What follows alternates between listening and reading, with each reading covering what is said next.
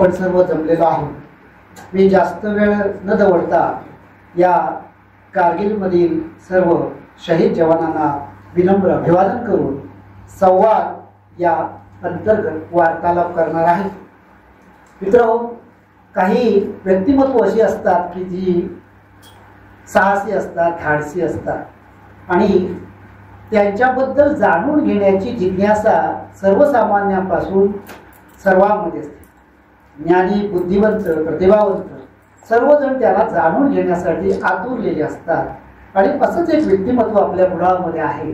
संत राहुल महाराज महाविद्यालयामध्ये प्राध्यापक अजित कानशिरे सर हे कार्यरत आहेत आणि हे साहसी धाडसी व्यक्तिमत्व आज तुमच्यासमोर उपस्थित आहे. तर मी सर तुम्हा सर्वांच्या या सर्वांच्या वतीनं तुम्हा अभिनंदन करतो, स्वागत करतो तुमचं आणि या संवाद कार्यक्रमाला आपण सुरुवात करू. सर, आपल्या बालपणीचा काळ कुठे गेला याबद्दल आम्हा सर्वांना तुम्ही सर्वप्रथम सांगावं असं वाटतं. माझा जन्म हा येळ्ळूर, बेळगाववरनं 8 किलोमीटर जे गाव आहे तिथं झाला. जन्मच फक्त त्या गावी झाला. थोडे काही महिने तिथे घालवले आणि वडिलांची सर्व्हिस कणकवलीला असल्यामुळे कणकवलीला आलो. म्हणजे वाढलो कणकवलीमध्ये, घडलो कणकवलीमध्ये आणि पुढचा काळ जो गेला 9वीचा तो कुडाळमध्ये. म्हणजे माझं बालपण म्हणायचं झालं तर कणकवली आणि कुडाळ. अगदी सामान्य माणसाचं चाळीतलं जीवन मी कणकवलीला जगलेलो आहे आणि त्यातून खूप काही शिकायला मिळालं असं मला वाटतं. कोकणातले, सिंधुदुर्गातले संस्कार माझ्यावरती आहेत, बालपणीच घडलेले आहेत. माझ्यासोबत मिली मिश्रा ही सुद्धा सरांची संवाद साधणार आहे. मी विनंती करतो मिली. तर सर, तुमचे शालेय शिक्षण कुठे झाले आणि तुमचा शिक्षणाचा काळ कसा गेला? आताच सांगितल्याप्रमाणे बालपण सुरुवात कणकवलीलाच. अगदी बालवडीचे काही महिने पासून 8वी पर्यंत मी कणकवलीला शिकलो. पहिलीत जेव्हा गेलो तेव्हा राऊतबाई, म्हणजे खरं म्हणजे पहिलीत सहज त्याला शाळेत बसायला जाऊ दे म्हणून मला पहिलीत घातलं, पण बाई म्हणाला नाही जाऊ दे याला पुढे. त्यामुळे जरा कमी वयातच पुढं ढकलल्यासारखं झालं. पण जो काही विश्वास त्या राऊतबाईंनी माझ्यावरती दाखवला तो विश्वास सार्थ झाला असं मला वाटतं. कारण त्यांनी जो काय बारूद सुरुवातीला भरावा लागतो ना, शिक्षकांनी भरायचा असतो, तो त्यांनी भरला. कारण त्यावेळेला जरी लहान असलो वर्गामध्ये तरी वर्गाचा मॉनिटर मला त्यांनी केलं होतं. फक्त गप्प सारे सांगण्यासाठी नाही तर मुलांना बाराखडी शिकवण्यासाठी. त्यानंतर वक्तृत्व स्पर्धेमध्ये भाग घेणे हे मी करत होतो. त्यासाठी वडिलांचं मार्गदर्शन मला नेहमी लावायचं. स्कॉलरशिप परीक्षा देणे, त्यामध्ये चांगले मार्क्स मिळवणे हे माझ्याकडून घडलं. कारण मला तसे शिक्षक अगदी प्राथमिक शाळेपासून इथं भेटले. तसं म्हटलं तर लोक म्हणायचे, म्हणजे पालक म्हणून आईवडील आणि शिक्षकही, जो गणित चांगलं आहे आणि हे गणित चांगलं आहे हे सिद्ध करण्याची संधी मला मगदूम सरांनी 5वीला असताना दिली. टिळक महाराष्ट्र विद्यापीठाची एक परीक्षा असते, त्या परीक्षेला बसलो. म्हणजे आम्ही शाळेतली काही बरेच मुलं बसलो होतो. नेहमीप्रमाणे अभ्यास केला आणि मला आश्चर्य वाटलं की अरे महाराष्ट्रातून माझा पहिला नंबर आला गणितमध्ये. मग समजा लोक म्हणायला लागले की अरे हा गणितमध्ये हुशार आहे. म्हणजे थोडा कळत नको तो शिक्का बसला. तसं म्हटलं तर बाकी विषयही मला जमत होते, पण शिक्का बसला तो गणितमध्ये मी हुशार आहे असाच. त्यामुळे शालेय शिक्षणामध्ये कर्तबगारी चांगली झालीच झाली. जेव्हा 9वीला मी इथं आलो तेव्हा जरा संस्कृत विषय मला कठीण जायला लागला. पण माझा वर्गमित्र मकरंद पोक्षे इथं देवस्कर सर आम्हाला शिकवत होते आणि शेजारी अजित काका, म्हणजे अजित देसाई म्हणून नाव ऐकलं असेल तुम्ही, तर यांनी मला मार्गदर्शन केलं आणि माझं संस्कृत सुधारलं. मी संस्कृत त्यांनी नाही शिकवलं, पण अभ्यास कसा करावा याबद्दल त्यांनी मला मार्गदर्शन दिलं आणि संस्कृतमध्येही पुढे मला चांगले मार्क्स मिळाले. त्यामुळे शालेय शिक्षणामध्ये एक अभ्यासू व्यक्ती म्हणूनच माझं नाव होतं. सर, महाविद्यालयीन शिक्षणासाठी तुम्ही कुठे कुठे गेला आणि महाविद्यालयीन शिक्षण तुमचं कसं सुरू झालं याबद्दल सांगा. शालेय शिक्षणानंतरचा जो काळ होता तो पुढचा वेगळाच होता. वडील जरी शिक्षकी पेशामध्ये म्हणजे प्राध्यापक असले तरी अनेक ठिकाणी त्यांनी सर्व्हिस केल्या. जिकडे जिकडे गेले त्यांच्याबरोबर आम्हीही गेलो. म्हणजे 17 वर्ष जे काही मी शिकलो म्हणजे MSc पर्यंत, त्यामध्ये माझ्या 11 शाळा झाल्या आणि 9 गावामध्ये फिरलो. अनेकांचं म्हणणं असतं, अरे याच्यामुळे मुलांच्या विचारावरती परिणाम होतो. मी म्हणतो त्याच्यामुळे मी जास्त घडलो. म्हणजे हे आपल्या व्यक्तिमत्वावर अवलंबून आहे. असलेल्या परिस्थितीला आपण कसे सामोरं जातो, तडजोड करणे आणि आलेल्या गोष्टीला व्यवस्थित सामोरं जाणे कळत न कळत या कालखंडातून मी शिकलो.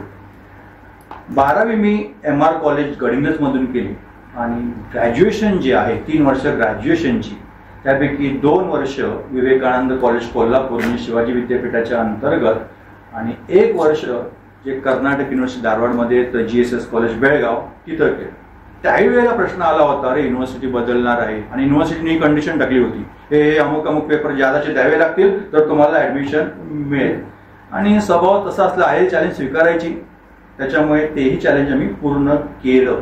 तेव्हा कंडिशन टाकली होती विद्यापीठानं, तुम्हाला क्लास मिळणार नाही, फक्त मार्क्स मिळतील. ठीक आहे, काय असेल ते असेल म्हणालो. पण येणं केनं प्रकारनं आपल्या सर्वांच्या शुभेच्छा आणि आशीर्वादामुळे क्लासही नंतर विद्यापीठाला वाटलं चला देऊन टाकूया, म्हणून विद्यापीठाने दिलाही क्लास शेवटी. आता हा सर्वांच्या उत्सुकतेचा प्रश्न आहे, तुमच्या आयुष्यात ती म्हणजे ती सायकल कधी आणि कशी आली? ती म्हटल्यानंतर जरा गडबडलो, आता सायकल म्हटल्यानंतर जरा थंडावलो. 6वीला वर्गामध्ये जेव्हा माझा पहिला नंबर आला, तर पहिला नंबर यावाच असं यासाठी काही कोण धडपडत नव्हतं, पण अभ्यास आला त्यावेळेला काहीतरी प्रोत्साहन द्यावं म्हणून वडील म्हणाले माझी सायकल तुला. वडिलांची सायकल जी 24 इंची होती त्याच्यात शिकायचं, कैचीनं सायकल शिकणं हा प्रकार चाललेला होता आणि 7वीला मला ती सायकल मिळाली.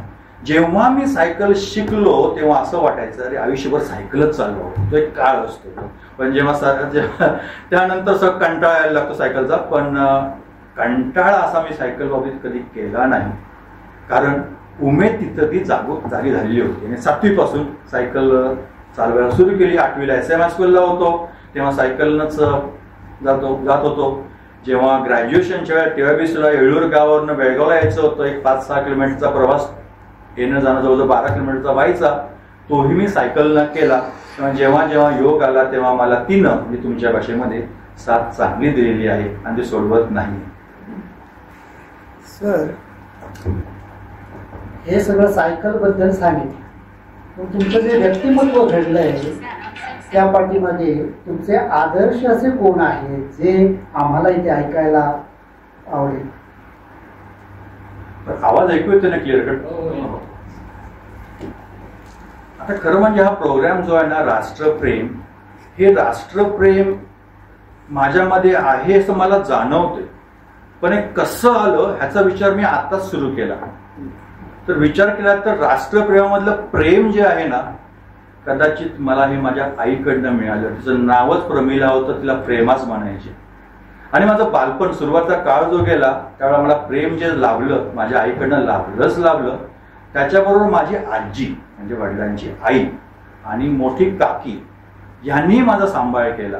आणि कसं असतं त्या सुरुवातीच्या काळामध्ये बाळावर जे संस्कार होतात ना तेही खूप महत्वाचे असतात मला वाटते. माझी आजी म्हणायची, कारण मी जन्मलो तेव्हा रडलोच नव्हतो, आजीनं फुंकर मारून फुंकून माझा जीव आणला असं ती म्हणायची.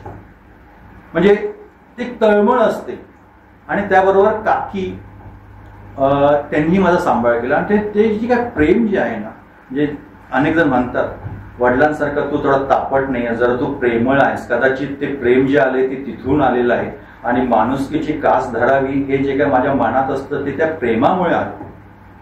त्यानंतर रामायण महाभारत या ज्या काय मालिका आपल्या टीव्हीवरती असायच्या त्याच वेळेला मला आठवतंय 1988ला दूरदर्शनवरती परमवीर चक्र नावाची मालिका होती. आणि 1980 मी 10 वर्षाचा जेमतेम होतो मी.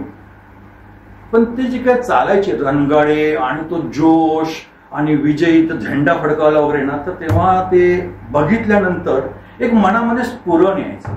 म्हणजे असं म्हणतात ना one spark of creativity can change the life. कदाचित ती ठिणगी जी आहे ना क्रिएटिव्हिटीची, त्या परमवीर चक्र मालिकेनं पडली आणि देशाबद्दलचा अभिमान आणि विशेष करून आपल्या सैनिकांबद्दलचा अभिमान हा तिथंच रुजला. पण मी त्याला बुजवलं नाही, एवढंच केलं. आणि माझ्या कॉलेज लाईफमध्ये वगैरे ती जी काय ज्योत होती विचाराची ती फक्त तेवत ठेवली. सर, विज्ञान शाखेचे तुम्ही विद्यार्थी, गणित विषयाची आवड, मग तुम्ही रसायनशास्त्राकडे कसे वळलात? ह्या प्रश्नाचं उत्तर देण्यापूर्वी जरा मागचा प्रश्न थोडा अधुरा राहिला तो क्लिअर करतो. आदर्श व्यक्ती म्हणून हा प्रश्न होता. म्हणजे जे काय ज्यांनी मला घडवलं ते माझ्यासाठी आदर्श आहेतच आहेत. पण जसं मदने सर म्हणाले, इतिहासामधनं आपण शिकतो. त्यावेळेला शिवरायांचा इतिहास आम्ही ऐकला आणि शिवरायांना नाही कोणी आपण पाहिलं, पण त्यांच्या त्या इतिहासरूपी वाचनातूनच आपल्याला शिवराय समजले, आपल्याला मावळे समजले. त्यावेळेला वाटायचं, माहित नव्हतं पुनर्जन्म होता नव्हता, पण एक बिलीफ होतं, आता नाही आहे, पुनर्जन्म होता असेल, मी कोण होतो असेल जेव्हा शिवराय होते तेव्हा, असं वाटायचं.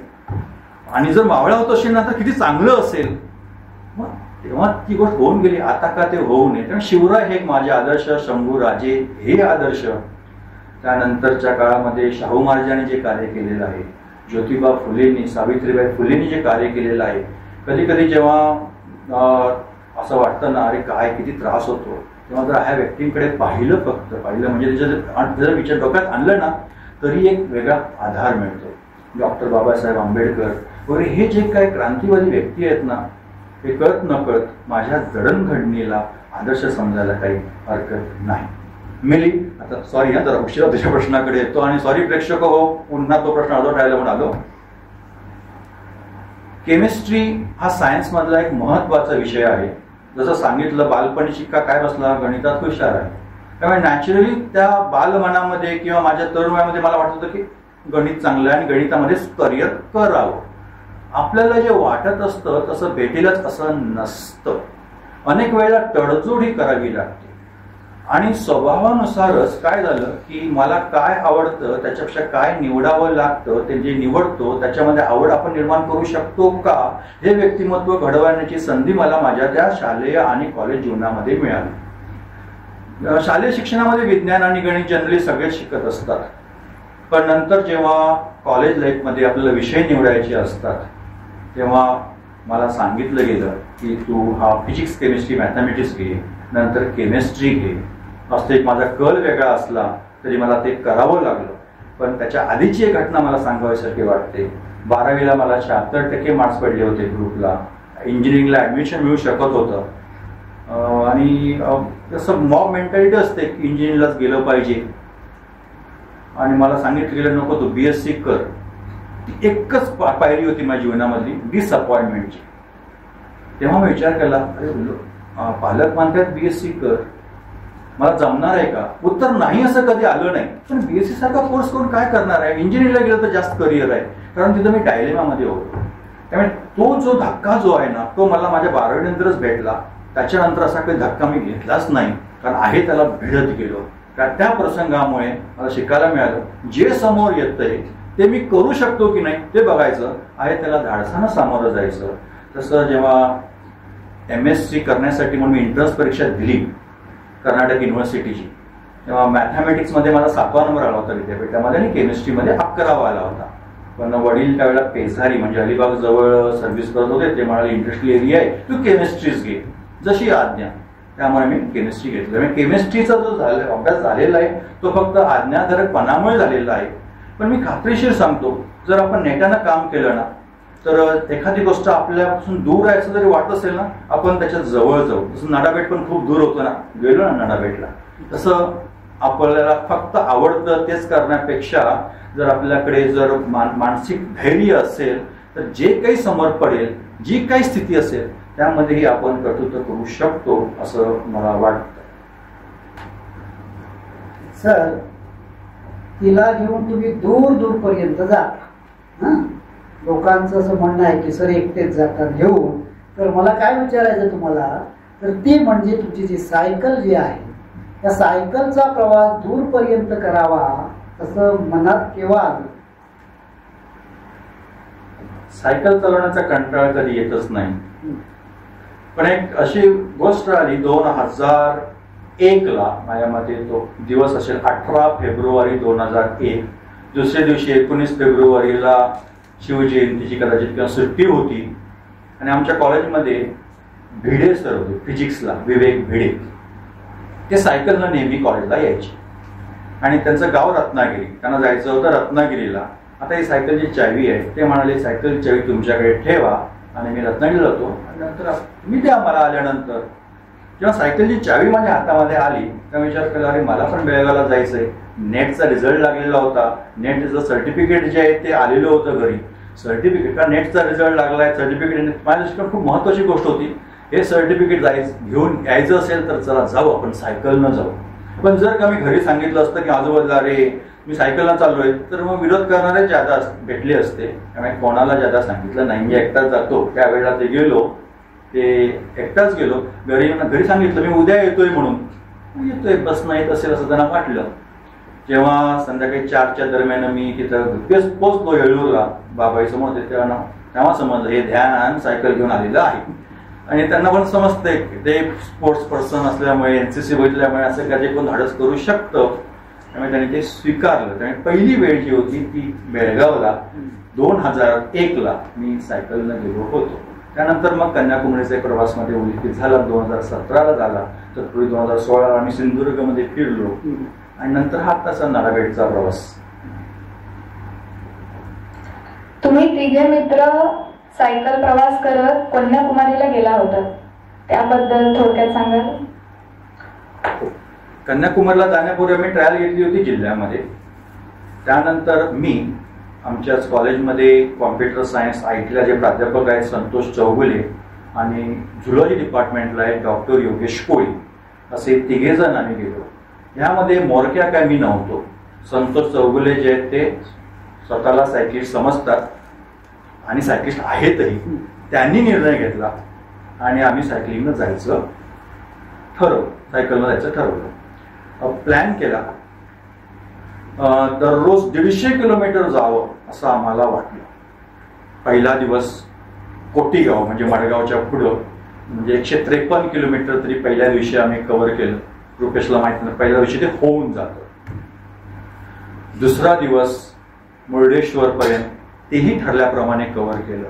तिसरा दिवस मंगलोर, तेही ठरल्याप्रमाणे कव्हर केलं. पण मंगलोर शहर एवढं मोठं निघालं, जे गेस्ट हाऊस आम्ही जे बुक केलं होतं ते शोधेपर्यंतच खूप वेळ लागला.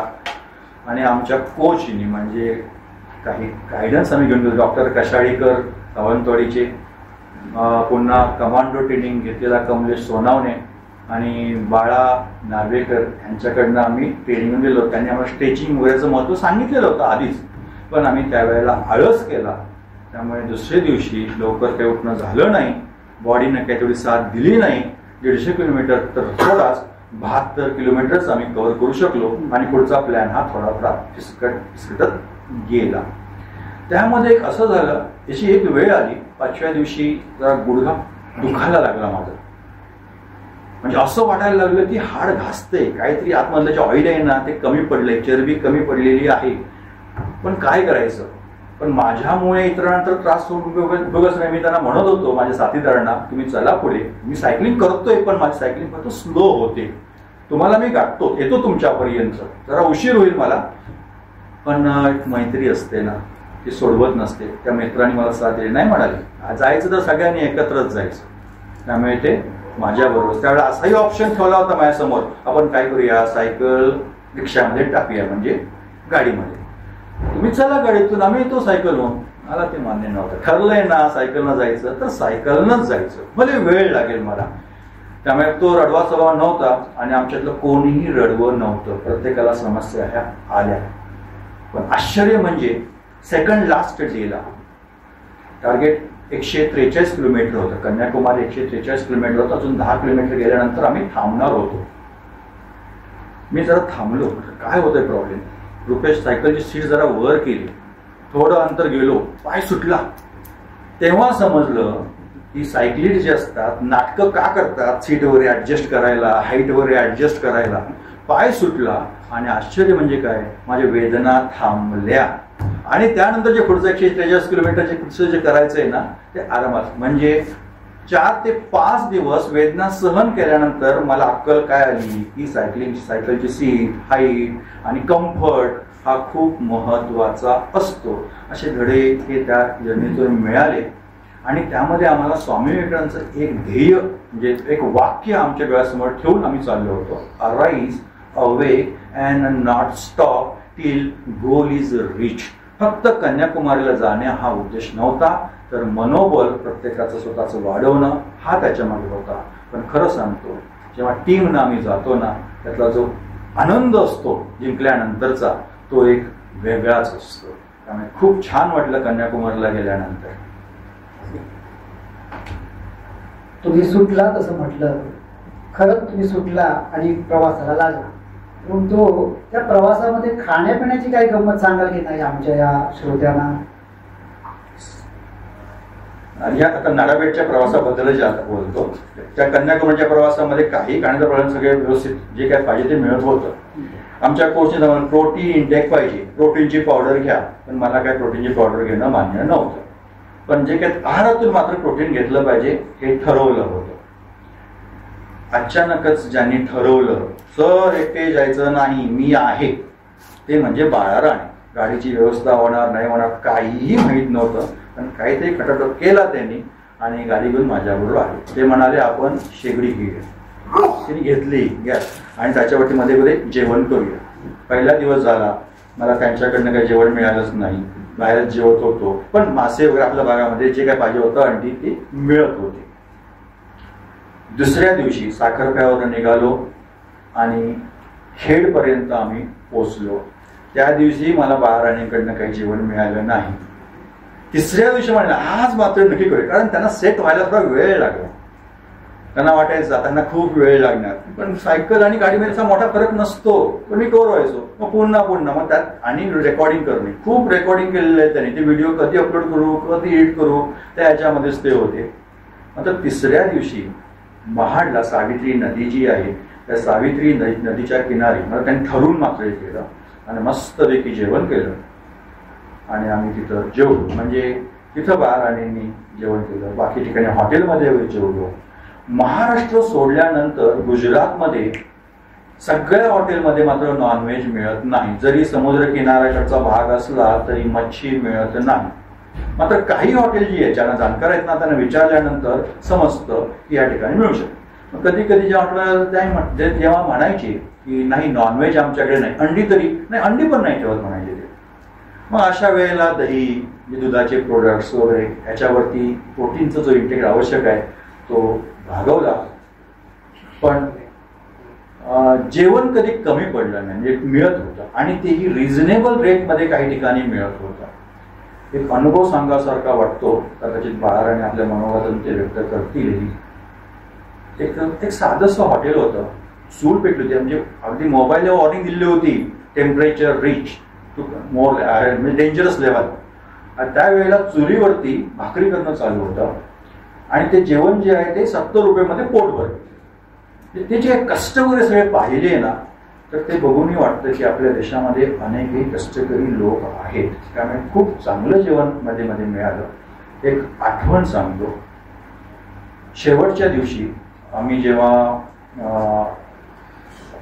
नाडाबेटपासून आधी एक 70 किलोमीटर होतो, गावाचं नाव सांगतो आठवल्यानंतर. ते सांगितलं होतं मला की ते क्रॉस केल्यानंतर तुम्हाला काही मध्ये जेवण वगैरे मिळणार नाही. आणि कधी ते आम्ही मध्ये चर्चा वगैरे एक मिलिटरीमध्ये भेटले होते, डिस्कशन वगैरे झालं. 9, 9:30 वाजले आणि आम्ही ते क्रॉस केलं. क्रॉस केल्यानंतर समजलं अरे आम्ही ग्रामीण भागामध्ये आलेलो आहेत, आम्हाला काय मिळणार नाही. तरी पण एक 12 किलोमीटर ते 13 किलोमीटर पुढे गेल्यानंतर एक टपरीसारखं दिसलं. त्यांना विचारलं जेवण वगैरे आहे का, ते म्हणजे स्नॅक्स आहे, जेवण नाही, म्हणजे बिस्किट फरसाण वगैरे ह्या गोष्टी मिळतील. ठीक आहे म्हटलं, नाही तर नाही, पुढं जावं. पण फ्रुट्स वगैरे आधीच आम्ही घेऊन ठेवलेले होते. पण फ्रुट्स न मिळणारं इंटेक डाएट आणि बाकी फ्रुट्स मध्ये मिळणार वेगळा असतो. जरा पुढे गेल्यानंतर बाळाराणीने गाडी थांबवली होती, कारण त्यांना एक व्यक्ती भेटला होता सायकलवाल्यानंतर. ते म्हणाले काय पाहिजे का, तर ते आम्ही म्हटलं आम्हाला जेवण पाहिजे. जेवण नाही पण स्नॅक्स आहेत, पण तरी पण बघतो जेवण आहे का. म्हणून ती व्यक्ती घरामध्ये गेली आणि नंतर बाहेर टेबलवर अरेंज करायला लागली आणि बोलवलं आम्हाला या. त्यांनी मला भाकरी दिली. जर 2-3 भाकरी आपल्याकडच्या एकत्र होतील ना, अशी एक जाड भाकरी होती आणि त्याच्याबरोबर चटणी होती आणि ताक. घरीच म्हशी होत्या त्यांच्या आणि त्याच्यामुळे ताक आणून दिलं. म्हटले नेहमी आम्ही ठेवत नाही जेवण, आजच ठेवलं जेवण. आणि ते कशासाठी, छोटी मुलगी आहे ती रडेल आणि तिला काय लागेल म्हणून. मग तिला ठेवा ना. नाही म्हटले तुम्ही घ्या.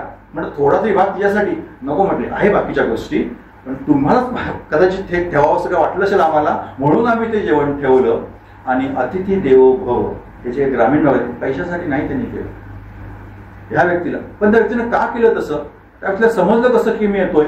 तर मागं एका दुकानामध्ये जे आम्ही विचारलं होतं 2 किलोमीटर आधी, तिथला एक ट्रॅक्टरवाला पुढे गेला. तो म्हणाला असा एक सायकलवाला येतोय, त्याला भूक लागलेली आहे. त्यामुळे त्यांनी ही व्यवस्था केलेली होती. हा आमचा ग्रामीण भागातला भारत.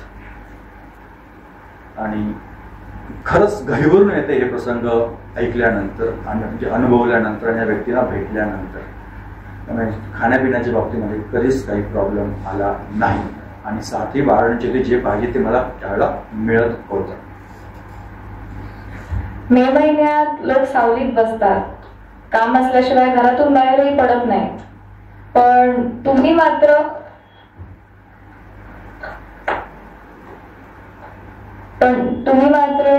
मे महिन्यात एकट्याने सायकलने प्रवास केला.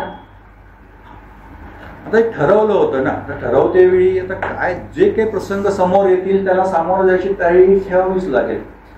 आणि आम्ही जेवढं संकुचितपणे विचार करू ना, आपला कम्फर्ट झोन जेवढा नॅरो करू ना, मला वाटतं तेवढं आपण आपलं जीवन कठीण करतो. इफ वी कुड एबल टू मेक आपला कम्फर्ट झोन इज ब्रॉडर, म्हणजे अनकम्फर्टला आपण जर कम्फर्ट करू शकलो तर जीवन निडरपणे बिनधास्तपणे आपण जगू शकतो. मिली तू म्हणतेस त्या पद्धतीनं खरंच ऊन हे चॅलेंज होतं. म्हणजे मी ठरवले होतं उन्हात जादा रखरख करायची नाही. घाम येतोच तो येतो आणि पुन्हा एनर्जी पण खूप ड्रेन होते. पण अशी वेळ आली की सुरतच्या भागामध्ये तिथं ह्युमिडिटी आपल्यासाठी जास्त असते. ठरवलं संध्याकाळी प्रवास करावा. रात्री 11च्या दरम्यान मी सायकलिंग करत होतो, पण जाणवलं मी असं वर जेव्हा जातोय तेव्हा मी कुठेतरी डोलतोय. म्हणजे माझा बॅलन्स कुठेतरी जातोय, कंट्रोल राहत नाहीये. ताण हा आलेला आहे. ह्युमिडिटी 76% पर्यंत होती. आणि त्यावेळेला मला समजलं जेव्हा ऊन असतं तेव्हाच ह्युमिडिटी असते. ह्युमिडिटी संध्याकाळी रात्रीच्या वेळेला जास्त असते आणि जेव्हा भासतं ना तेव्हा उन्हाच्या वेळेला जास्त. म्हणजे हे जे काही अक्कल घडते ना, जरी प्राध्यापक असलो तरी ह्याच्या अनुभवातून त्यामध्ये शिकलो. त्यानंतर एक चॅलेंज उन्हाचं होतं ना, ते दूर करायला केलंच पाहिजे होतं. चंद्रपूरला बाबा आमटेंचं एक शिबिर होतं. त्या शिबिरला जेव्हा मी गेलो होतो तेव्हाही टेम्परेचर जास्त होतं आणि तेव्हा मला सांगितलं होतं कानाला फेटा बांधा, म्हणजे कापड बांधा. आणि तसं कापड मी घेऊन गेलेलो होतो. ते कापड जेव्हा बांधलं तेव्हा जरा ती सुसह्यता मला जाणवली. हात पाय भाजत होते, पण जो कंट्रोल जो सुटण्यासाठी जो काही स्टॅबिलिटी आवश्यक होती ती त्या फेट्यातून मिळत होती. आहे त्या चॅलेंजला सामोरं जाण्याची तयारी त्या ठिकाणी कळत न कळत वाढली. ऊन ज्याला मी घाबरत होतो, मी म्हणतो ज्याला तुम्ही घाबरताय ना, जरा पलटून बघा त्याच्याकडे, ते पण तुम्हाला घाबरू शकत नाही. ज्या उन्हाला मी सुरुवातीला घाबरत होतो, नंतर ते ऊन पण मला घाबरत नव्हतं, पण मी उन्हातून जातोय म्हणून बाहेर घाबरत होते, म्हणजे काहीतरी होईल म्हणून. सर, तुम्ही आधी घाबरत नाहीच आहात, त्यामुळे काही प्रश्नच येत नाही. भर उन्हात तुम्ही प्रवासाला निघाला, आम्ही पण इकडे काळजीत होतो. पण तुमच्या घरच्या मंडळींची काय प्रतिक्रिया होती याबरोबर, की हा चाललाय बाबा आपला उन्हात अनातून? तर मंडळी म्हटलं की एक आणि अनेक असं पण होऊ शकतं. पहिला एकीबद्दल बोलतो. त्यांना माहिती आहे की हा वेडा आहे. वेडा म्हणजे हा ठरवलंय की तो काम पूर्ण करणार आहे. आणि त्यांचा कळत स्वभावच असा आहे, जर एखादी हुरहुर असेल, धगधग असेल, जरा काहीतरी शंका होत असेल तर तशी व्यक्त करून त्याला समोरच्याला घाबरवण्यापेक्षा, पाठी खेचण्यापेक्षा तू जा बाबा पुढे. त्यांना दुखदुख होती, त्यांनी व्यक्त केली, फक्त त्यावेळेला माझ्याकडे व्यक्त केली नाही. हा कळत न कळत एक सपोर्ट असतो. सुरुवातीला वडिलांनी विशेष करून सांगितलं होतं तरी नको जाऊ, पण जेव्हा जातोय म्हटल्यानंतर जा, बिनधास्त जा. आणि भाऊ जे दोघेही आहेत त्यांनी पण मला साथ दिली. त्यामुळे त्यांच्या मनामध्ये थोडी हुरूर नक्की होती असणार, पण माझा स्वभाव त्यांना माहिती आहे. त्यामुळे हुरूर मला त्यांनी जाणू दिली नाही, उलट मला त्यांनी प्रोत्साहन दिलं. आणि हे फक्त झाले कौटुंबिक ते मंडळी म्हणून, बाकी बरीच मंडळी माझ्या आयुष्यामध्ये येतात. हे सायकलिस्ट वगैरे जे आहेत आणि माझ्याबरोबर चर्चा मला साथ देणारे जे आहेत ती मंडळी, त्यांच्या मनामध्ये पण हुरूर असणार तरी एकटे जातायत, पण तरी पण त्यांच्या मनात विश्वास होता माझ्याबद्दल. तुमच्या सर्वांच्या मनात विश्वास होता. तुमच्या शुभेच्छा आणि आशीर्वाद याच्यामुळेच मी ही ट्रिप पूर्ण करू शकलो असं मला वाटतं. हा सायकल प्रवास एकूण किती दिवसांचा होता? सायकलचा प्रवास हा 11 दिवसाचाच, म्हणजे 27 मेला सकाळी 7:15 कुडाळ, आय लव्ह कुडाळ या पॉइंटमध्ये सेल्फी पॉइंटनं सुटलो. ते नडा भेटला सकाळी 7 वाजता, सीमा जी आहे. 7 जून सकाळी 7 वाजता, म्हणजे 11 दिवस पूर्ण होण्यासाठी 15 मिनिटं बाकी असताना मी तिथं पोहोचलो. आणि ह्या 11 दिवसामध्ये काही रात्री पण मी प्रवास केला. विशेष करून रात्री प्रवास केला, सुरुवातचे 3 दिवस आणि शेवटचा दिवस. कारण शेवटी ठरवलं आता काय व्हायचं ते होऊन जाऊ देत. आणि रस्ताही चांगला होता आणि पाठीमागून गाडीचा लाईट होता. माझ्या काय सायकलला पण लाईट होताच होता, पण मोठाही लाईट होता. सर, सायकलचा प्रवास करताना काही अनुभव तुम्ही सांगितले, तरी आम्हाला अजून जाणून घ्यायचं आहे की रस्त्यामध्ये तुम्हाला असं आदरयुक्त बघणाऱ्या लोकांच्या प्रतिक्रिया ज्या होत्या त्याबद्दल तुम्हाला काय सांगावं असं वाटतं? जिथं जिथं गेलो, म्हणजे विशेष करून जेवणासाठी किंवा एका ठिकाणी थांबलो विश्रांतीसाठी, तर कुतूहलानं विचारणारे आपल्याकडे मंडळी आहेत. काय चाललं, काय करताय, कुठं चाललंय. जे आता कुडाळ म्हटल्यानंतर त्यांना एवढं समजायचं नाही. गोव्याजवळून आलाय, मग त्यांना एक वेगळा आदर वाटायचा. आणि सायकलवरनं आलाय, त्यामुळे कळत नकळत पहिला त्यांच्या भोवया उंच आहेत. आणि जेव्हा त्यांना सांगायचो आम्ही सैनिकांना सलाम करण्याचं, अरे वा चांगलं काम करताय, म्हणजे ही भावना बंदेसो तुम्ही म्हणताय ना सगळ्यांना व्यक्त झाली पाहिजे. ही भावना प्रत्येक भारतीयाच्या मनामध्ये आहे हे आम्हाला जाणवलं. अनेक वेळेला तर अगदी मला वाटतं त्यांनी आपला आयडेंटिटी डिस्क्लोज नाही केला, पण ते IAS लेवलचे ऑफिसर्स असावेत.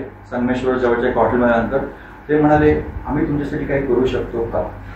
म्हणजे प्रत्येक जण विचारायचा, काय तुम्हाला मदत हवी आहे का, आम्ही तुम्हाला काही साथ देऊ शकतो का. काही पोलीस अधिकारी भेटले जे मुंबईला होते, पण आम्हाला प्रवासामध्ये इतर ठिकाणी भेटले. मुंबईमध्ये आल्यानंतर जर काही प्रॉब्लेम आला तर सांगा.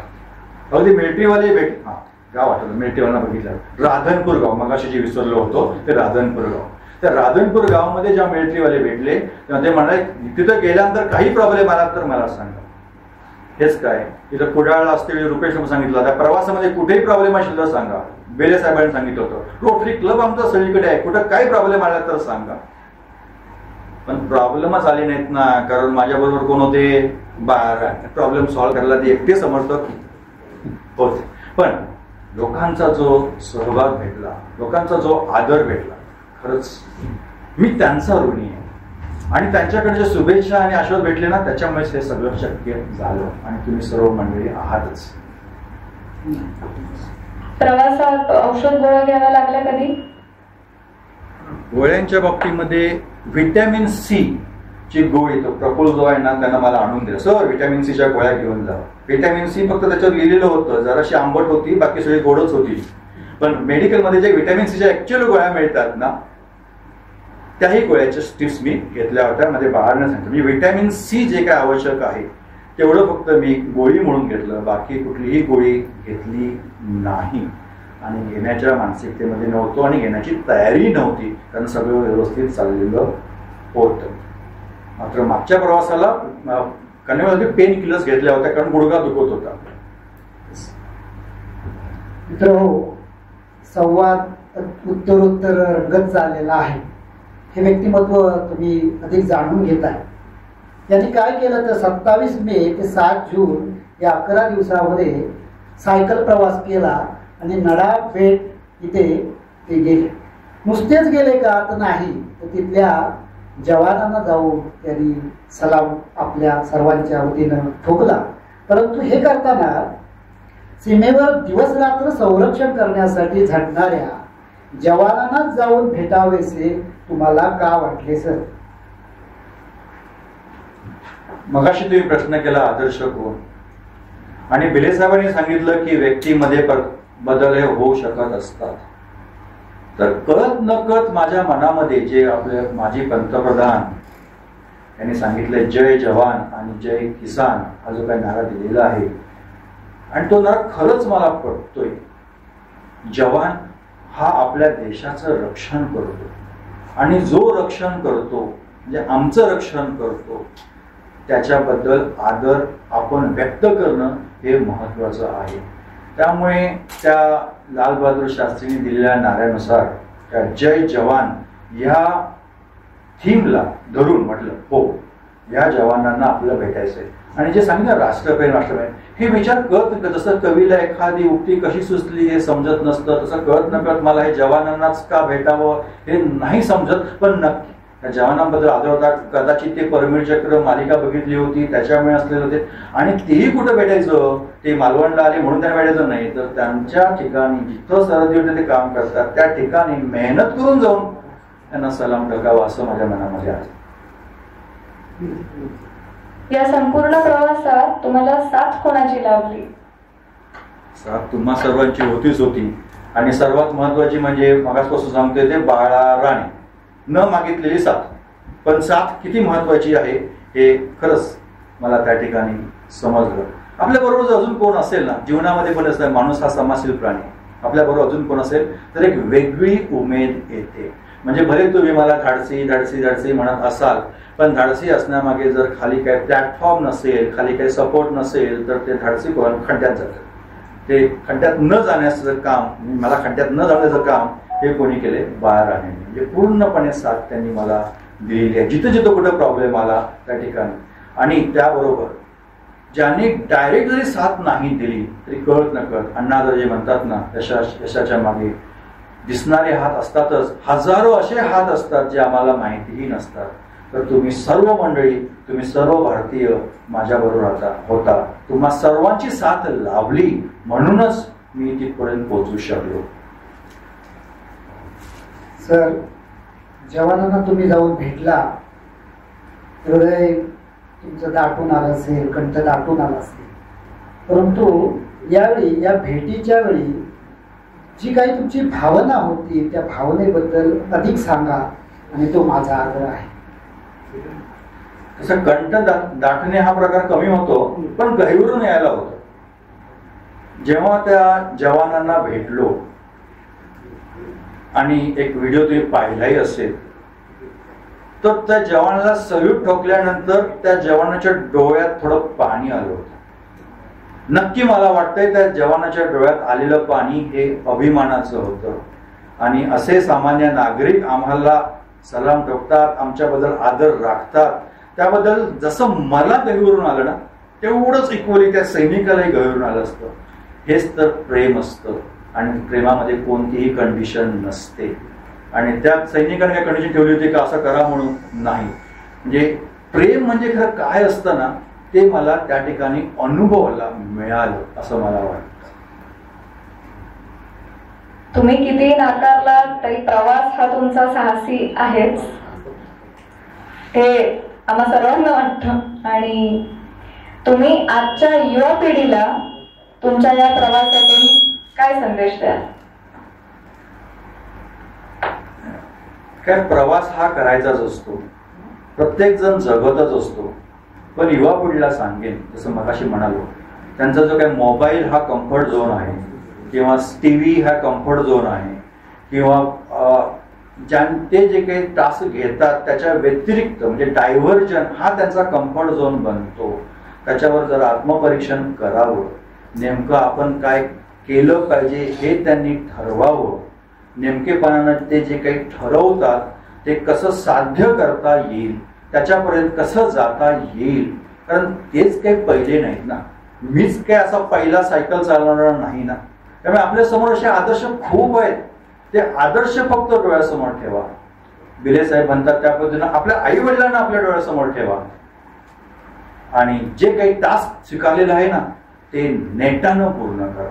ते टास्क पूर्ण करते वेळी स्फुरण आलं पाहिजे. स्फुरण ते स्फुरण जर स्ट्रॉंग असेल ना तर त्याच्यापासून दूर जाता येत नाही. त्याचं एक उदाहरण सांगून या युवा पिढीला सांगतो. जेव्हा परीक्षा येते तेव्हा अफलातून अभ्यास होतो तेव्हा असं वाटतं अरे जर का मी हा अभ्यास गेले महिना 2 महिने जर केला असता ना तर किती चांगलं यश मिळालं असतं. जरा विचार करा, परीक्षेच्या आदल्या दिवशी किंवा काही दिवसापूर्वी हा अभ्यास का झाला? कारण तेच पूर्ण होतं नो अल्टरनेटिव्ह, ते दुसरा मार्गच नाहीये, केलंच पाहिजे. मग केलंच पाहिजे जे वाटतं ते परीक्षा आल्यावरच का, त्याच्या आधी का नाही? तर रेग्युलर सातत्यानं अशा गोष्टी आपल्याकडनं घडाव्या, त्यासाठी असे जे काही चॅलेंजेस असतात, म्हणजे सायकलचं चॅलेंजिंग असं मी म्हणणार नाही युवा पिढीला, असे काही चॅलेंजिंग गोष्टी आहेत, त्या चॅलेंजिंग गोष्टीला भिडा, घाबरू नका. ते भिडल्यानंतर नक्की आपले मज्जारज्जू घडतात.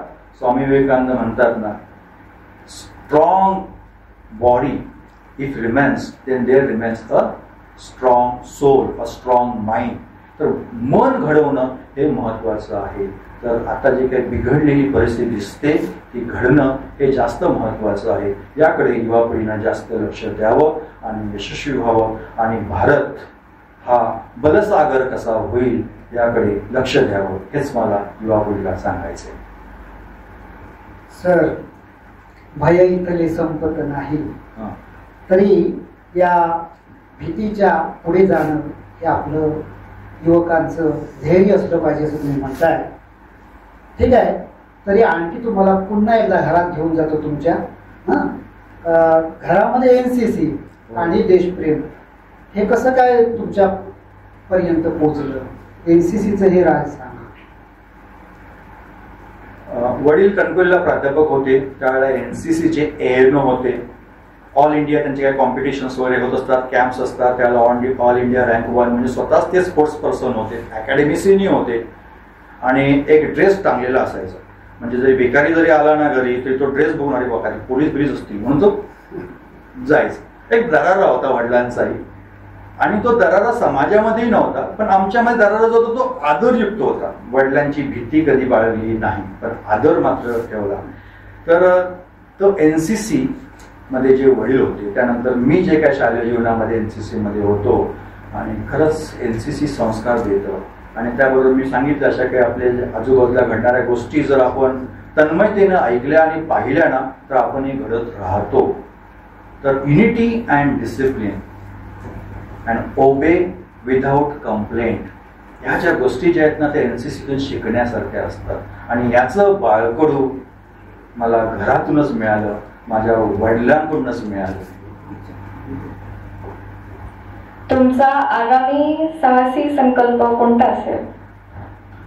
हा संकल्प काय खूप आधी ठरवून केलेला नव्हता, अचानक मनात येतं आणि आम्ही निर्णय घेतो आणि जातो. आता आमचे सायकलिस्ट मित्रमंडळी आहेत, अजून काही जणांना वाटतंय मन्य सरांसारख्यांना की पुढच्या वेळेला असं होईल, तर सगळ्यांशी चर्चा करून पुढं काय करायचं ते ठरवूया. आता काही दिशा ठरवलेली नाहीये, पण ठरवली तर ठरवली, ते जायचंच, म्हणजे त्या ठिकाणी ते कार्य पूर्ण करायचं. तर तुझ्या प्रश्नाचं उत्तर मी आज पूर्णपणे देऊ शकत नाही, बघू कोणत्या काळी देता येईल. ठरवलं तर तरी तुम्ही करणार हे आम्हाला माहिती आहे, त्यामुळे आम्ही काय बाकीच्या कुठल्या बाबतीत काय तुम्हाला विचारू शकत नाही, कारण तुम्ही ध्येय वेळे आहात आणि हे वेळ आमचं मूड भरून आणणार असतं, आम्हाला अभिमान आहे. सर, आता मी मगापासून तुम्हाला प्रश्न विचारतोय, परंतु आताचा जो प्रश्न असेल तो तुमच्यावरच सोडतो. तुम्ही सविस्तर या नडाबेटच्या प्रवासाबद्दल बोला, मग आपण हळूहळू या मुलाखतीच्या सांगतीकडे येऊया. येस, आता सविस्तर म्हणजे किती ओळीत सांगायचं, म्हणजे किती शब्दात, त्याला काय मर्यादा? बोल, थोडक्यातच सांगतो. पण आता कसं आहे, मला वाटतंय जरा थोडा कंटाळा आलेला आहे, तर गमती जमती काय घडल्यात त्या सांगतो. महाडला सावित्री नदीच्या किनारी जेव्हा आम्ही थांबलो होतो तेव्हा नदीमध्ये पाणी काय नव्हतं, गुडघाभरच पाणी होतं, त्यामध्ये डुंबत होतो, पण पोहल्यासारखं दाखवत होतं, कारण शूटिंग बाहेर करत होतो. त्यामुळे आम्ही तिथं पोहलो म्हणतो आता मी फक्त, कारण डुंबलोच पोहलो नाही. पोहून वर आलो, तिथं चहाची जी टपरी होती त्या टपरीवाल्यांना सांगितलं, हे बघा तुम्ही जिथं पोहत होता ना अगदी दगडावर तसेच त्याच्या बाजूला मगर आहे, मग कवर करून मगर, हा मगरीचा फोटो, जिथे तो मगर होतो बाहेर. आणि म्हणजे काय मग आधी सांगायचं नाही का, ते चहावाला म्हणतो तुम्हाला आधी जर सांगितलं असतं तर तुम्ही गेला असतात का तिथं? आणि त्यांना खात्री होती की तिथं आता पाणी कमी झालं, मगरी ह्या जिथं जास्त पाणी आहे त्या ठिकाणी स्थलांतरित झाल्या होत्या. त्यामुळे त्यावेळेला जे पाऱ्यांचं एक्सप्रेशन होतं ते बघून मला हे म्हणजे जरा हसला, म्हणजे हसफन झाले. दुसरा जो मुद्दा होता तो म्हणजे पनवेलवरून मला ऐरोलीला एका सायक्लिस्टनं बोलवलं होतं, म्हणजे पुढचा मार्ग काय आहे तो सांगण्यासाठी म्हणून. आणि ऐरोलीला सायक्लिस्ट माहिती आम्हाला चिपळूणला एका ठिकाणी जेव्हा थांबलो होतो तिथून मिळालेली होती. तर त्यांना तुर्भे मार्गे या असं सांगितलं होतं. तर तुर्भेवर नाव माहिती होतं, गेलो रेल्वेने गेलेलो आहे आम्ही, पण सायकलनं पहिल्यांदाच गेलो ना मुंबईला. तर तिथं मुंबईला ब्रिज भरपूर आहेत. पहिला ब्रिज ओलांडला ब्रिज ओलांडल्यानंतर मी डाव्या साईडनं जातोय आपला सेफली.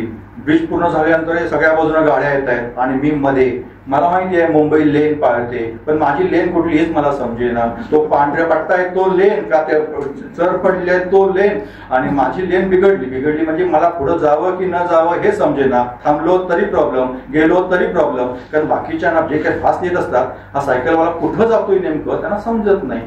त्यामुळे त्यांच्या त्या हावभाव गाडीवर व्यवस्थित काय जे दाखवा हावभाव करायचे ना, हा वेडा कुठला आलाय मध्ये म्हणून. तर मला समजेना मी कुठं चुकतोय, डोक्यात काही गेलं नाही. दुसरा ब्रिज सेम स्थिती. मग म्हटलं अरे वेड्या, हा मार्ग तुझा नाहीये, तू खालून त्या ब्रिजच्या खालून जायचंय. त्यामुळे ती जी अक्कल ती त्यावेळेला आली. पण ती जी स्थिती जर माझी अनुभवली तर माझं मला अजूनही हसू येते की कशी ती माझ्याकडनं चूक झाली, पण त्यातून शिकलो. तिसरा एक अनुभव सांगतो.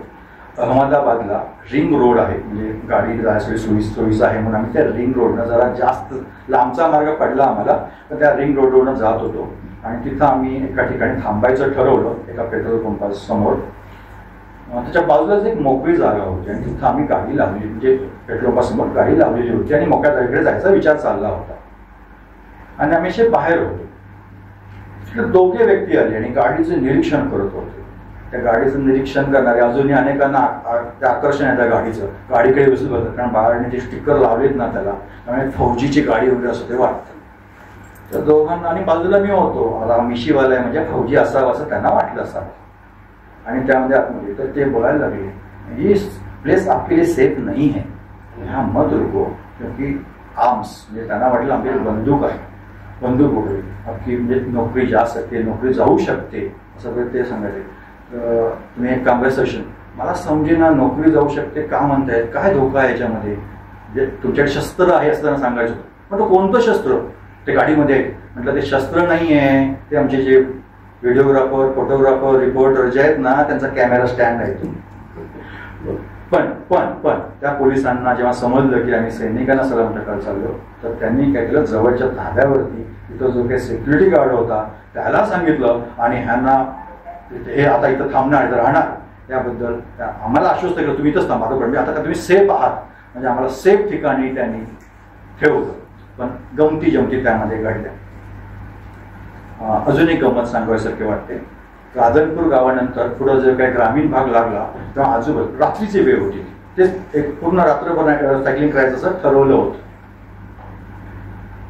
आजूबाजूला झाडी होती आणि पाहतो की काय आवाज येतोय आणि झाडी हलते. मी जातोय पुढं माझ्या बरोबर, असं वाटतं ना चंद्र आपल्या बरोबर येतो तसं माझ्या बरोबर झाडी हलत होती. अरे असं कसं झाडी हलणार, फक्त तेवढाच भाग हलणार. मग पुढं गेल्यानंतर समजलं अरे माझ्या उड्या मारत कोणतरी येते, अरे हरण असावं असं मला वाटलं. अजून पुन्हा तेच. मग मी थांबवलं आणि म्हटलं पाठवून होतेच एक हरण येते आणि हा जंगलाचा भाग आहे त्याच्यामुळे काही काय प्रॉब्लेम येऊ नये पाठीमागून फेसबुक का युट्यूब लाईव्ह बारांनी सुरू केलेलं होतं. मग त्यांना सांगितलं हरण असणार बाजूला. पुढे गेलो तेव्हा नरापेठला गेल्यानंतर समजलं तर जे प्राणी जे हरण ज्याला म्हणत होतो ते हरण नव्हतं, तर ते रानटी गाढव होतं. ते रानटी गाढव घोड्यासारखं पळतं आणि म्हणजे ते जे काय जो काय जे अनुभव आला आणि प्रश्न काय पडला, अरे हरण पळतंय पण हे एकटंच आहे का अजून आहे का, त्यांना माझा गेम करायचं ठरवलंय त्यांनी का त्यांच्या मागे गेम करणार दुसरा कोणतरी आहे, ह्याचं काही समजतच नव्हतं. पण काय जे असेल ते त्यावेळेला बघू ना, मनात शंका ही येत राहणार. शंका फक्त मी तुमच्यासमोर व्यक्त केली, पण त्यावेळेला जी काही मजा असते अशा विचाराच्या मनामध्ये चालतात ती काही औरच असते. आता ह्या गमतीनंतर काही थ्रिलिंग एक्सपिरियन्स पण आले. आपल्याकडचा जो हायवे आहे ना तो खूप रुंद आहे, सायकलला जाण्यासाठी चांगला मार्ग आहे. पण जेव्हा सिमेंटचा रस्ता सुरू होतो ना तेव्हा जरा कंटाळा येतो, खरं सांगतो. ग्रीप पकडत नाही टायरला. नंतर आता राजापूर गेलो, लांज्याच्या पुढं गेल्यानंतर रस्ता हा थोडा अरुंद, म्हणजे एक मार्गच आहे मध्ये, कारण रस्त्याचं काम सुरू आहे. त्याला बायपास करावं म्हणून मी साखरपा मार्गे गेलो होतो, पण किती बायपास करणार. शेवटी संगमेश्वरला येऊन त्या हायवेला येऊन मिळालो. नंतर महाड, माणगाव, त्यानंतर म्हणजे बराच हा खडक असणार मध्ये, रस्ता अरुंद, त्यामुळे गाड्या येतात जातात, ते जरा थोडंसं रिस्की वाटायला लागलं. माणगाव नंतर म्हणजे खरं म्हणजे माणगावच्या पुढे 50 किलोमीटर गेल्यानंतर एक वेगळा अनुभव आला. रस्ता अरुंद होता आणि नुसता ट्रक नाही, ते ट्रेलर सारखे जवळजवळ 22 चाकाच्या वगैरे गाड्या असतात ना, त्या चाकाच्या अशा गाड्या, आणि त्यांना डाव्या साईडनं जायचं असतं आणि मी पण डाव्या साईडलाच असणार आहे. खरं म्हणजे सायकलिस्टची त्यांना अडचणच असते. तर मी जात असताना मला जाणवलं की हा समोरचा ड्रायव्हरची केबिन आहे ना ती पास झाली, पण पाठीमागून ड्रायव्हरच्या केबिनपेक्षा बऱ्याचपैकी रुंद, म्हणजे विमानाचे जे पार्ट असतात ना ते पार्ट त्याच्यामध्ये ठेवलेले होते आणि ते अगदी जवळ घासून चालले. तो अगदी फास्ट चाललाय. फास्ट चालल्यानंतर माझं ऑप्शन काय, रस्त्याच्या खाली जाणं. तर मध्ये उतार होता आणि मातीवर टाकली होती, त्यामुळे तसं सेफली जाऊ शकतो, म्हणजे काही धोका नव्हता. पण मी उतरलो. तर विचार केला हे असे ट्रकवाले असे कसे चालवतात. पाठीमागून 2 व्हीलर येत होते, बघितलं जिवंत आहे, म्हणजे व्यवस्थित आहे ना, आहे म्हटलं व्यवस्थित. ते पण पुढे गेले. तर खरं सांगायचं तर जसे मी आपले आभार मानले ना, तसे त्या ट्रक चालकांची, वाहन चालकांची खरंच ऋणी आहे मी, आभार मानतो त्यांनी. मला त्यांनी समजून घेतलं. हे खाली घातलं तेव्हा वाटतं, पण कधी जेव्हा बाहेर रस्ता असेल ना तेव्हाच. पण रस्ता नसेल, ब्रिज असेल तर ती मोठी गाडी माझ्या पाठीमागे राहायची, पण ती पुढे यायला कधी जात नव्हती. तो सायकलवाल्याबद्दलचा असलेला आदर मला वाटतो, आणि हे आदर त्या ट्रक चालकांनी दाखवला, त्याबद्दल मी त्यांचं ऋणी आहे. पण ते जे काही चॅलेंज होतं ट्रॅफिकचं, रिअली थ्रिलिंग एक्सपिरियन्स होता तो. कोलाड नंतरचा अनुभव होता. दुसरं दहीसर, जे काही गाव सांगितलं जिथं मला रात्रीच्या वेळेला अन्न मिळालं, ते होतं दहीसर गाव, राधनपूरवरून 15 किलोमीटर. त्यानंतरचा एक अनुभव सांगावासारखा वाटतो. सुईगाम वरून 20 किलोमीटर नडाबेट होतं. सुईगाम जेव्हा आलं तेव्हा म्हटलं आलं नडाबेट, आता मी नडाबेटला जाऊ शकतो. मग सुईगामला विश्रांती केली आणि सकाळी 5ला नडाबेटला जायला निघालो. तर नडाबेटला जाते एक रस्ता हा कच्छला जात असतो आणि चुकून कच्छच्या रस्त्याला लागलो आणि कोण नव्हतं. पण काही काळानंतर एक व्यक्ती वॉकिंग करत होती, त्याला विचारलं, ते म्हटलं हो चुकीच्या साईड आलाय, जावा त्या रस्त्याकडे. पुन्हा त्या नडाबेटच्या रस्त्याकडे गेलो. एक 9 किलोमीटर आधी नडाबेटच्या तिथे एक आपले फौजी होते, त्याच्या ते बाळाकडे गेले होते. कदाचित बाळाने त्यांना सांगितलं असणार असा एक सायकलिस्ट येतो. तर फौजीला बघून मी जय हिंद म्हणालो, कारण मला करायचं होतं फौजीला सल्यूट, पण कुठं त्या बॉर्डरवरती. पण हे 9 किलोमीटर आधी आहे ना, मग प्रश्न आला यांना सल्यूट करायचं की नको. तर म्हटलं आता ना जय हिंद म्हणूया. त्याने जय हिंद सर ठामपणे म्हटलं आणि पुढं आलो. पुढं आल्यानंतर बघतोय तर जे काय हरण म्हणत होतो ना, ते हरण नसून हे असे प्राणी आहेत, वाईल्ड ॲस म्हणजे रानटी गाढव, ते समजलं. त्यांची एक फौज होती. मला ते घोड्यासारखेच वाटत होते. मी जेव्हा अभ्यास केला तेव्हा मला समजलं हे गाढव आहेत. तर ग्रुप नव्हती, सायकल वाळू लागली होती. रुपेश स्मूथ सायकल होती, पण त्या ठिकाणी चेन घासून म्हणजे खूप स्ट्रगल करावा लागला त्या शेवटच्या टप्प्यामध्ये, कारण वाळू अडकली होती. आणि तो आवाज येत होता. हा आवाज कुठला येतोय त्यामुळे ती कान टोकून ऐकत होती ती ग्रुप पूर्णपणे. आणि हा हेल्मेटवाला जरा चकाकतं ना, हे कुठं वेगळा प्राणी दिसतोय, असं सायकलवर आलेला कुठं दिसत नाहीये. त्यामुळे त्यांची डोळे पण जरा बघा बघा, वाईल्ड ॲस नडाबेट टाका, म्हणजे डोळे बोलके आहेत त्या गाढवांचे. आणि ते सगळे माझे बघत होते. अरे कुतूहल माझ्याकडे काय बघताय असं मला वाटलं. मी थांबलो अक्षरशः. थांबल्यानंतर तेही अजून बघताय, जणू काय हा 3 ते 4 मिनिटाचा शो झाला. म्हटलं हे फक्त हे नडाबेट म्हणजे फौजी एरियातले आहेत, बघूया ना ऑर्डर. हा दौडो असं म्हटल्यानंतर सगळे दौडायला लागले, म्हणजे पळायला लागले. काय झालं, आवाज आला त्यांना. आवाज आल्यामुळे ते पळायला लागले एवढे. म्हणजे एखादा काय म्हणेल, अरे बघा यांना असे समजतं. म्हणजे अफवा पसरवायला मला संधी होती, पण ते पसरवत नाहीये. पण इंटरेस्टिंग अनुभव होता तो. वास्तविक माझ्या प्रवासाची सुरुवात ही कुडाळपासून, कुडाळतले जाणकार त्यांच्या शुभेच्छेनं झाली. शिरसाट सर आमच्या संस्थेचे, राजश्री मॅडम, शारबिद्रे सायकलवाले, ॲडव्होकेट बिले साहेब होतेच, रुपेश होता, गजा कांदळकर, शिवा होता, डॉक्टर केसरेही होते, अभय शिरसाट होता, रमाकांत नाईक होते, गुंटे होते, अशी बरीच मंडळी. आणि माझे सगळं मित्रपरिवार जो आहे ते सगळे माझ्याकडे, चला तुम्ही चाललाय, आम्ही तुमच्या बरोबर आहोत, हा जोश माझ्यामध्ये सुरुवातीला भरण्यासाठी ते होते. आणि जोश हा एवढा पॉवरफुल होता जेणेकरून मी पुढे जाऊ शकलो. पुढे गेल्यानंतर रुपेश म्हटलं, सर गोकुळीला आल्यानंतर जर गेल्यानंतर सांगा, जरा कणकवलीच्या लोकांना सांगतो. मी गोकुळी काय वाघ 4-5 किलोमीटर आलं. तर 4-5 किलोमीटर आधी असताना जेव्हा सांगितलं, त्यानंतर कणकवलीचा ग्रुप आला. कणकवलीपर्यंत माझ्याबरोबर आहे तेवढंच तरी जाऊ, साथ देऊ सरांना म्हणून माझ्याबरोबर प्रफुल्ल जाधव जो पोलीसचा वगैरे अभ्यास करतोय तो आला होता. तर आम्ही दोघेही गेलो. तर आश्चर्याची बाब काय, काही वेळामध्ये कणकवलीचे 4 जण, सगळे बिझी शेड्यूलमध्ये असतात, 4 जण आले. पुन्हा काय, प्रोत्साहन देण्यासाठी. आणि शिवाजी महाराजांचा जो पुतळा आहे त्याच्यासमोर आम्ही एकत्र आलो, काही चर्चा केल्या आणि त्यांनी मला प्रोत्साहन दिलं, काही मार्गदर्शन केलं. कारण त्यातला एक सायकलिस्ट असा होता, कोणालाही न सांगता माझ्यासारखाच गेला होता मडगावला, पुन्हा आला, 15 तास लागले त्याला. एकाने फोन केला, कुठे आहेस रे? मडगावला.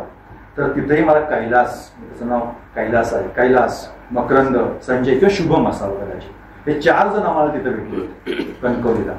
तर त्यांच्या शुभेच्छा घेऊन, म्हणजे कणकवली आणि कुडाळकरांच्या शुभेच्छा घेऊन माझी झाली सुरुवात. पहिल्या दिवशी उन्हाचा बराच त्रास झाला, कारण दुपारी पण मी सायकलिंग केली. म्हणजे राजापूरला काही टेक आहेत ना, ते टेक चढवतो मी, टेक चढवतोय आणि वारावरून खाली मला सोडतो, म्हणजे जा पाठी, म्हणजे ऊन आहे, वारा खाली, म्हणजे जरा एक विरोध होता. हा पहिल्या दिवशीचा जाणवला. नंतर राजापूर क्रॉस झाल्यानंतर वाटवेळा बायपास करून साखरप्याला गेलो. पहिला स्टे हा माझा साखरप्याला झाला. जवळजवळ पहिल्या दिवशी 144 किलोमीटर अंतर पार केलं. त्यानंतर साखरप्यावरून देवरुख, संगमेश्वर असं प्लॅन केलेलाच होता. देवरुखला गेलो आणि तिथं सायकलचा एक पॅन्डल व्यवस्थित फिरत होता, दुसरा पॅन्डल न फिरवताही फिरत होता, म्हणजे लूज झाला होता पूर्णपणे. तो लूज झाला, मला आधी वॉर्निंग दिली होती, पण त्या वॉर्निंगकडे मी दुर्लक्ष केलं. आतला नट हा पूर्णपणे बोथट झालेला होता. मग काय, हेल्पलाईन, बाळाराणे असा जर प्रॉब्लेम झालाय तर थांबा तिथंच. मग बाळाराणे आले, त्यांनी बघितलं, तर तुम्ही आधीच सांगायचं नाही का वगैरे असं त्यांनी मला थोडे शब्द सुनावले.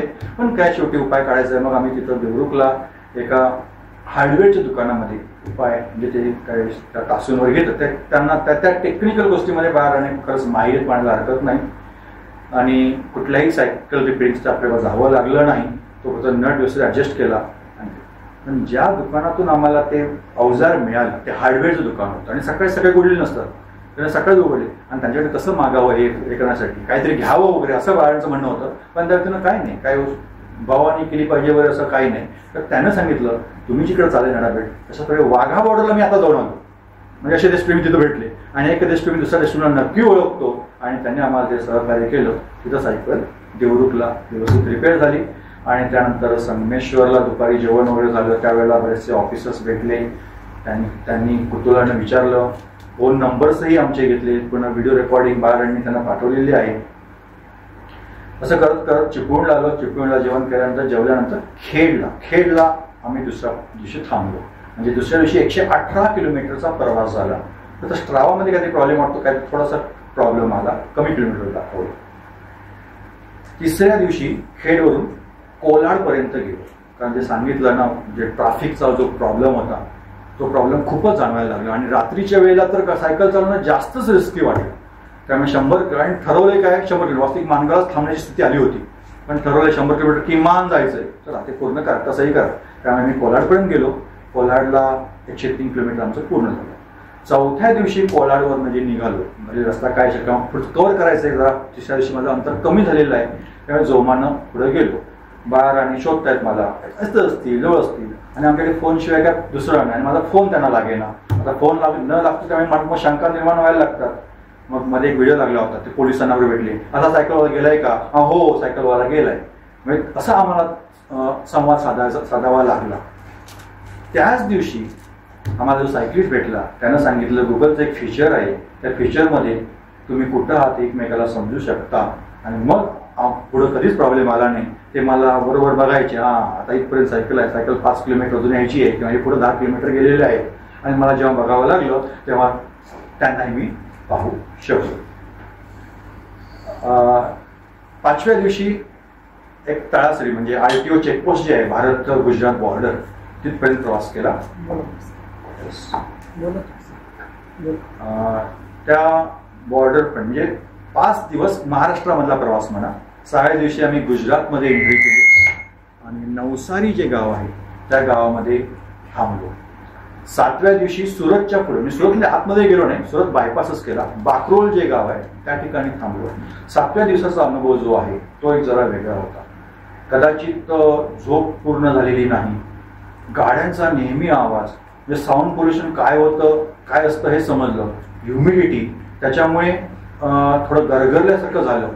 म्हणजे माझा प्रवास, मला विश्रांतीची गरज आहे असं जाणवलं. पुढे कसा प्रवास होणार की नाही माहिती नव्हतं, पण थांबलो. पण तोपर्यंत 119 किलोमीटर, सॉरी तोपर्यंत 74 किलोमीटर अंतर झालेलं होतं. त्याच दिवशी प्रॉब्लेम असा झाला, सायकल पंक्चर झाली. मग पुन्हा हेल्पलाईनला कॉल केला, हेल्पलाईन आलीच लगेच. ते म्हणाले थांबा इथंच, मी बघून येतो पुढं सायकल रिपेअर. एक जवळजवळ 2 किलोमीटर दूर होतं तिथनं सायकल. त्या सायकल सांगितलं थांब, सायकल येते. आणि मग सायकल टपावर टाकून सायकल पंक्चर काढून पुन्हा पाठी त्या ठिकाणी आली आणि पुन्हा सायकलचा प्रवास सुरू झाला. 8व्या दिवशी बडोदा गावापर्यंत 110 किलोमीटरचा प्रवास झाला. 9व्या दिवशी अहमदाबाद 104 किलोमीटरचा प्रवास.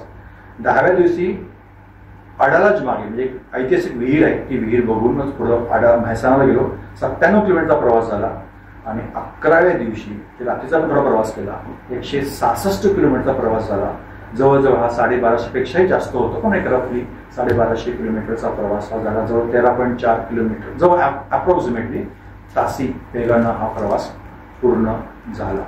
थोडं जरा क्लिष्ट वर्णन तुम्ही ऐकलं, धन्यवाद. असं काय नाही सर, तुम्ही छानपैकी हे वर्णन केलेलं आहात. आणि हा नळापेठ पर्यंतचा प्रवास आमच्या समोर साक्षात उभा केला.